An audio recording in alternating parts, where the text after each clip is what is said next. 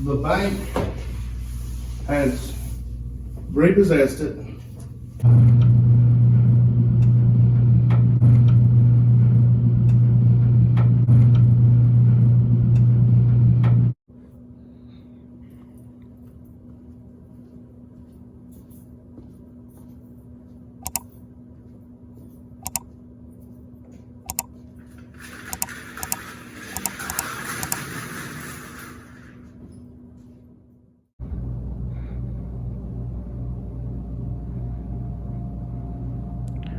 That's a good indication that today's change out should be pretty decent.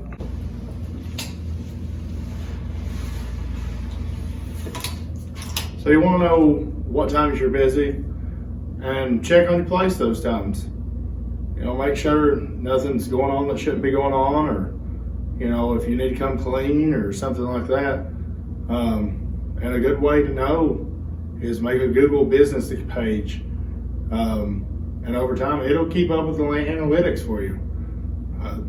As bad as I hate to say it, they pretty much track everything. Your phone's tracked.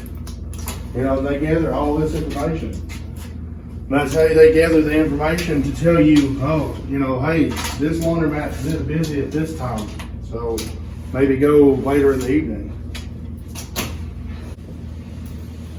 So the first thing we always do is we come in here and sweep. After we get our sweeping done, everything cleaned up, we start on cleaning our tables off. Now, if we have customers, we'll go ahead and knock the tables out just so they can use them, because I wouldn't want to sort my clothes on a dirty table. What we clean our stuff with is a 10-to-1 solution of some Lysol cleaner. I'm not 100% sure what it is, but I know the brand Lysol. I like to use something that won't leave streaks on these tables. That way it looks good, but also disinfects it at the same time.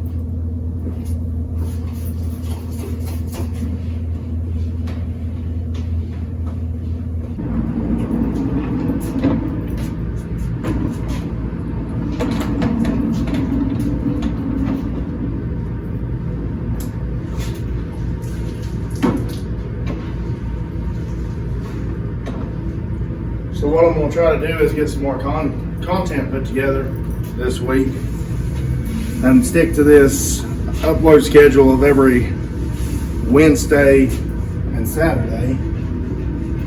Sorry, not Wednesday and Saturday, every Tuesday. Is it Wednesday and Saturday? I think I said Wednesday and Saturday. I'm very forgetful. Sorry about that.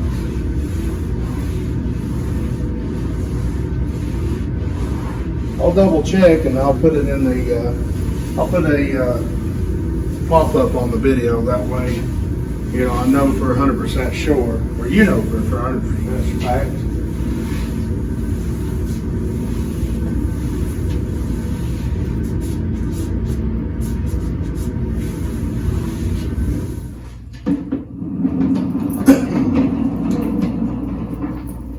I called the other day to check on that laundromat I mentioned a couple of videos ago, the one with 88 machines.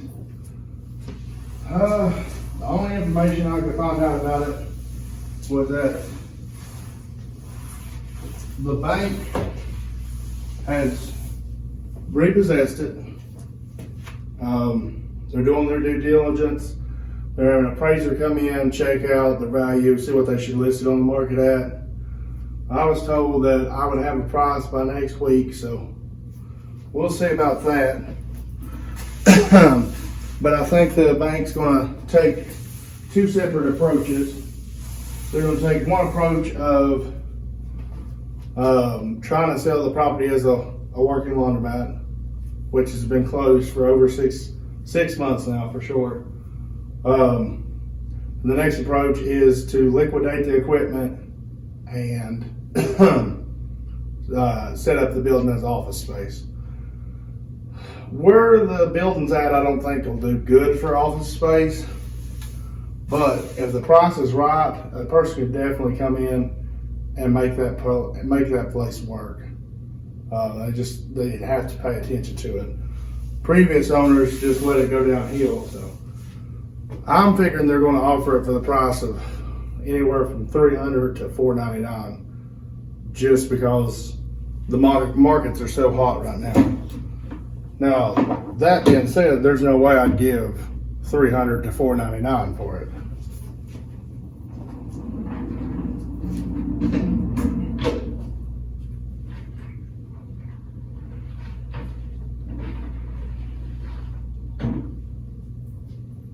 What I'm afraid the appraiser's going to do, which I know they appraise property or commercial property different, but I'm figuring they're bringing in an outside appraisal just because they want to boast their numbers a little bit. But there is a laundromat not even a half a mile, maybe a mile and a half down the road that they have listed for $209,000, but it's machines only. You're buying the business, that's it. You're going to lease the building. But the list price of $209 for that one is just crazy. They have 24 machines, and it's in an okay location. It's actually in an old service center garage bay. So it's newer machines, yeah, but it's definitely not worth no $209,000. I'd say tops 75, but I'm saying 75, and that's good books if it has good books. One thing too, you have to keep in mind when building or looking to purchase a business, an existing one, unless you know the person, and I mean know the person. I'm talking a close family member or someone you've known all your life that they're your emergency contact. Check everything. People will flat out tell you anything to get you to buy something. Because it's not every day that they got somebody in there that has the potential to purchase their existing business. Just any old schmo ain't gonna walk down the street and say, yeah, I'll give you whatever you want for your business.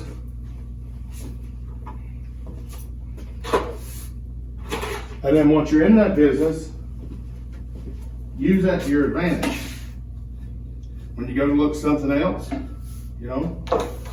sometimes let it slip that, you're already a business owner, or keep it to yourself and play stupid.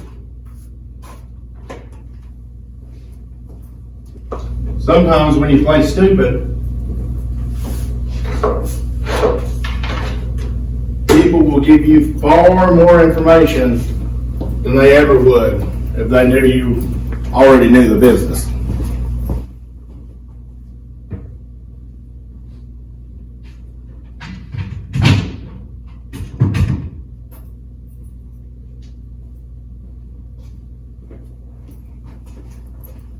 But you've got to do your due diligence on the business. You can't just take someone's word. Don't take someone's word, because by the time it's said and done, you're going to be the one that's stuck on the hook for this property.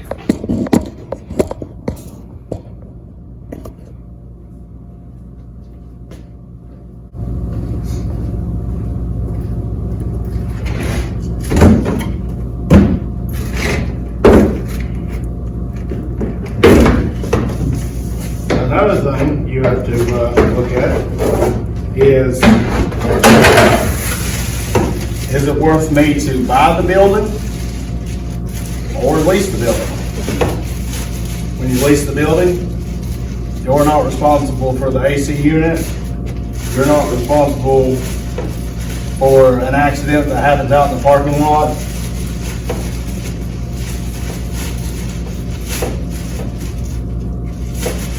Those are just some of the things to think about.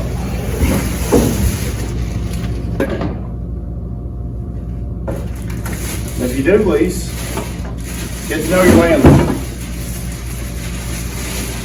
build a relationship there. You know, take your property. I leased this building, but I redid the floors, put new lights in, and painted. Not asked for a dime. Not asked for a dime off my rent. Nothing. And the reason I do this is the exact reason that, you know, the exact example is, here comes a laundromat available. Who does he call? He calls me.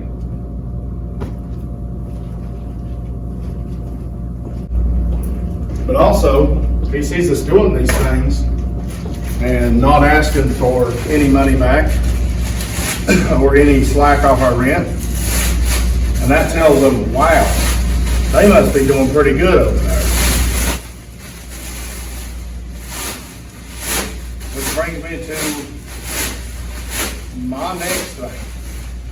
Do not share your books with anyone else. Unless you are absolutely, you know, trying to sell a place, do not share your books. Do not share your books with your landlord, especially your landlord. Because when he sees how much you're actually making, he's going to want a piece of that pie.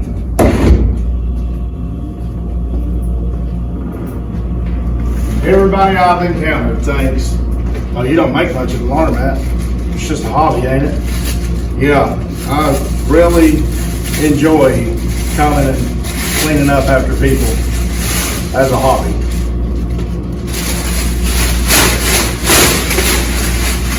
But they think you just make nickels and dimes. You can't get, you know, you can't make a living one quarter at a time. You might not be able to make a living off of one laundromat, but you can sure make a nice vacation fund, college fund, whatever else, another investment fund. Back when me and my wife built our house to move closer, we were paying 2 mortgages at a time. If we hadn't had the laundromat, we'd have gone under. I mean, we were paying, I think, $1,600 in mortgages, and, you know, living an hour away at the time, so it's a good thing to have. Now let's get to the part I know y'all been waiting for. Let's get some change out.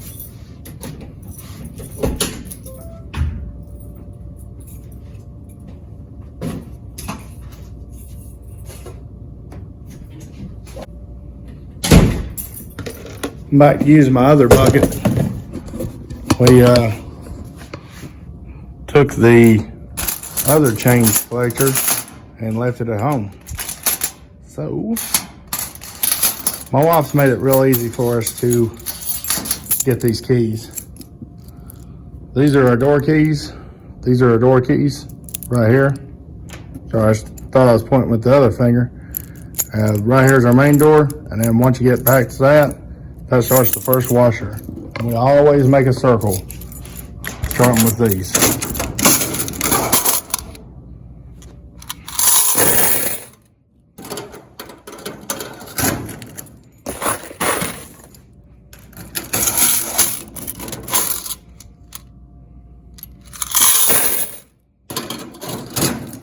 I've seen a lot of people with these 80 pounders. I'm curious how much they charge for them. That's just, hey, oh, that's crazy.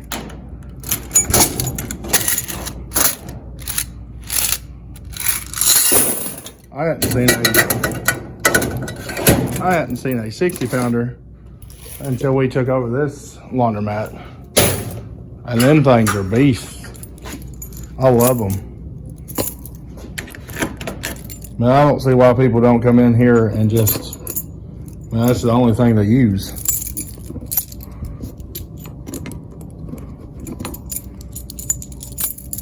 You can get all your clothes done. Well, I was just bragging on my wife and I've lost the key. There it is. I found it. I guess I'll blame myself on that one. Oh yeah, that's a decent haul right there. Now, this is a collection of this is a 2-day collection, a Friday and Saturday. Saturday was busy, So I'm hoping Sunday will be even busier. We're fixing to start getting the pretty weather, so I think things will slack off a little bit. This dryer is probably my least favorite machine to get into. It's kind of broke. It's always had a broke coin box on it, so it makes it difficult to get out because I got these fat fingers.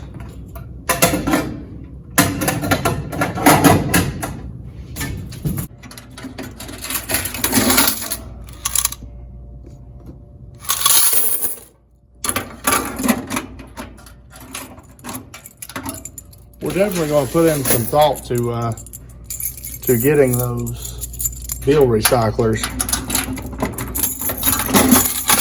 I hadn't really never seen any. I mean, I've seen them out in public, but really never thought about it for the laundromat. I just hadn't thought about it, honestly, until I seen Following Keenan's video. What I'd really like to do is figure out a way to put a card reader on that current machine right there, but because I really don't want to spend $4,000, $6,000 on a brand new change machine when the one I got works just as good. But I also think this week I'm going to do my best to call around and find me an ATM. I've had one use, because it's high time I get some form of cashless system in here.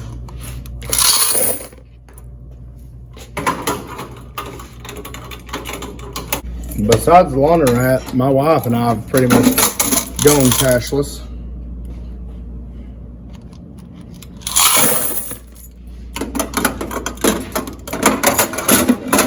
So I'm sure other people have too. So we definitely need to get our business cashless, because the laundromat, about 10 miles from us, they're cashless. They've got both options, you know, coin and or cash and credit. So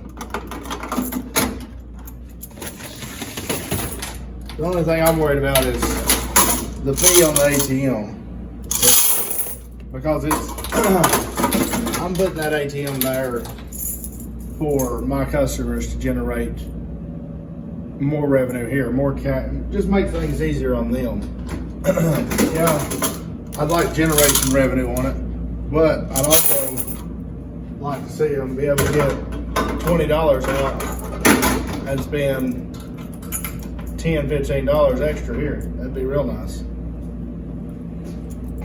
Well, I'll take you with me on the rest of these, because it seems like my other videos, it gets harder and harder to hear as I go down the road. Unfortunately, this morning my wife's sick, so she can't be my camera woman.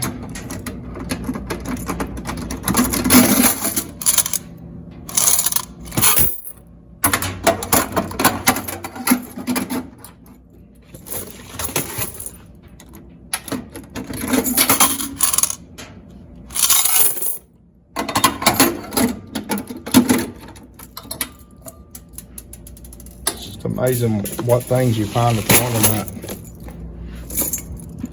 laundromat. You know, I've had people come in here and leave household trash cans.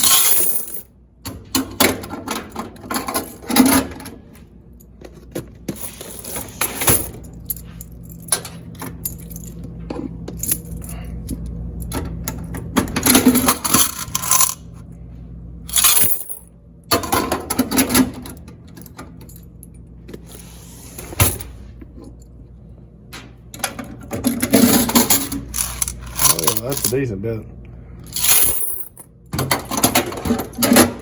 It seemed like the machine I had rebuilt got a couple of cycles ran through it, so that's pretty good.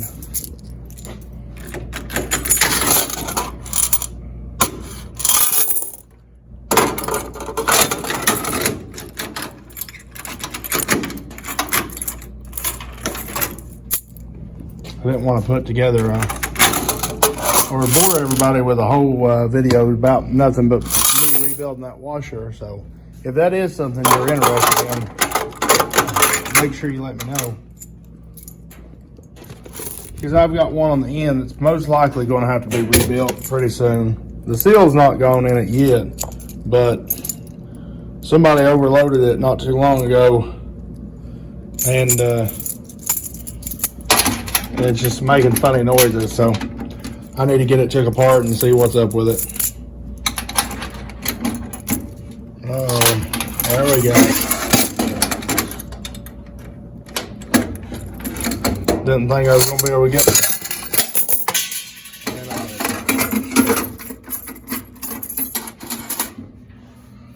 It's definitely hard doing two things at once, making sure, you know, I've got it in the picture and aiming too. I'm just not a multi-talented guy. Oh, I think I got this key. See, first try, there it is. If you've watched any of my videos in the past, you know this video, you know this machine. Man, it go back and forth.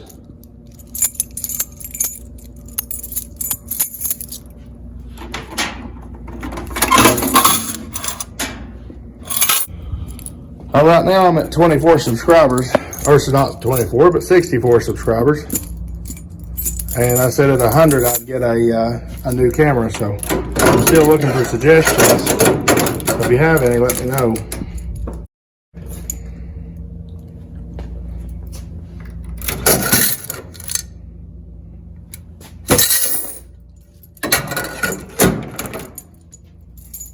I'd like to find a camera that would fit my gimbal that I already have.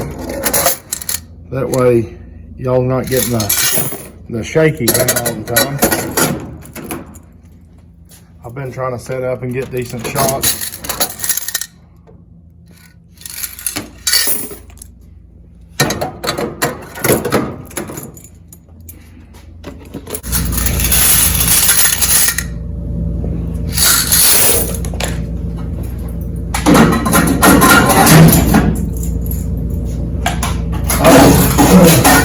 I was asked in our last video if I liked these 8-inch dryers, and I do. They're good dryers, that's for sure. I've not had many problems with them at all. But I would really like to swap all these out for a nice set of all double stack speed clean dryers.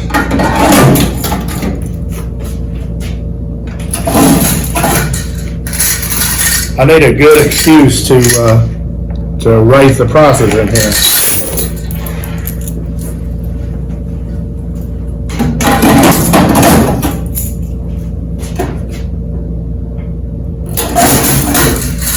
But raising prices creates another hurdle. Right now, my most expensive machine is $6.50.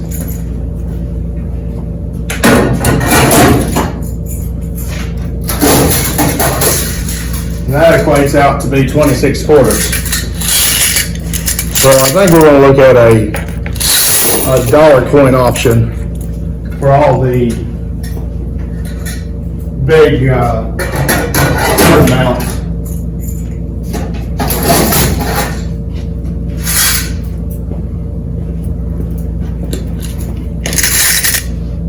Right now we've invested a lot of money in infrastructure.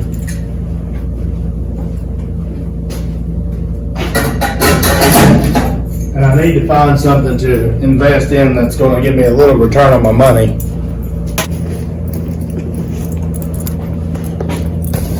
But I think this place has improved tenfold from when we took it over.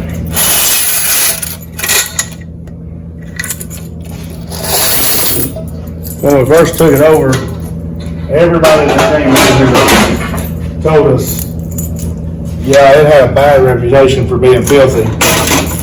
Yeah, and I can see why, because from what the books they gave us, I think they only owned it for 6 or 8 months.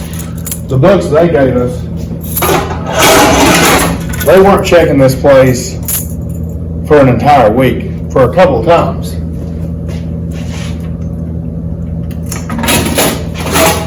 I can barely leave this place for 2 days, and it still be here by the time I get back. So I could just imagine what an entire week looks like.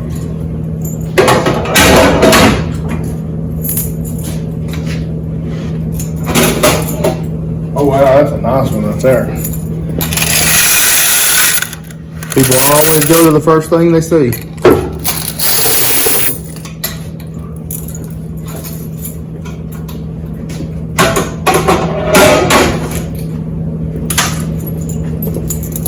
Gotta hurry or my wife's gonna get mad.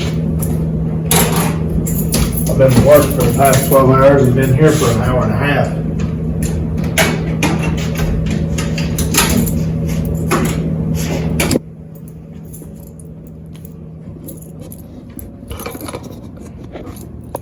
So there's where we're at on quarters. I'd say it's good $350, $400 worth. A decent start. Whoever did put this together was pretty smart about some things and pretty dumb about other things. I love the fact that they give us a main entry door and a secondary door. That way when we're doing change out or we're counting money, we've got something between us and somebody that might want to try something stupid. I don't know if you've ever noticed my sign that says don't pull the right bin out. I guess whenever we did take the place over, they pulled out the change machine, the hopper, and they broke the connector on the bottom. So you can't really pull it out without having to go through a real pain in your butt.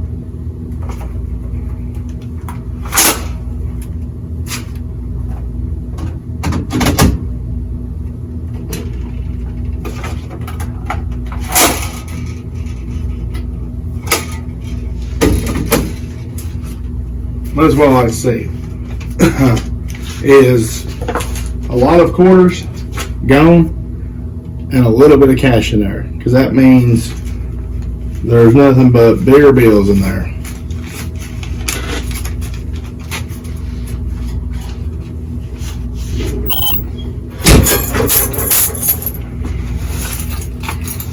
What I do, put it in my pocket, and you never know it.